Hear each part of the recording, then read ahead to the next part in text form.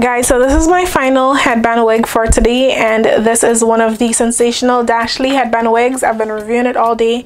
If this is your first review you've seen today, then please go watch HB Unit 1 and 2. I reviewed that just a while ago. This one is HB Unit 3, and I have her in the color F1B/30.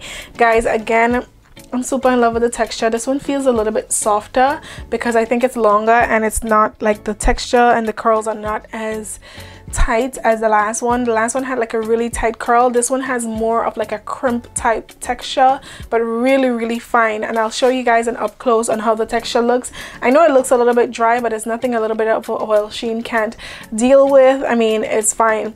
I'm just so in love with the texture itself. So let me know what you guys think about it down below. Like I said, let me know if I'm hyping these textures up too much or if you're here for it just as much as I am. I will link it in the description box down below. If these wigs are out of stock, it will be back soon. Hopefully you still have a few in stock when you guys check this out or when this review go up, but I don't know, you guys, I can't tell. But anyway, this is another headband wig, like I said, and with the construction you pretty much get a stretchable headband which is pre-attached to the wig, and what holds it together at the back is some velcro. There's velcro on it, so you can pull it, adjust it, and it fits really comfortable because of that stretchable headband that's attached to it. It's really smooth, really, you know, nice and soft. You also get one huge comb to the top in the front. You get two on either side. You get one at the back, and instead of the adjustable straps you have a drawstring, so you can tighten it or loosen it as much as you want to. You also have a stretchable mesh material cap.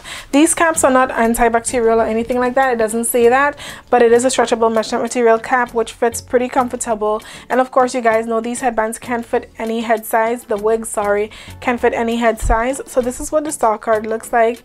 This is what it looks like here.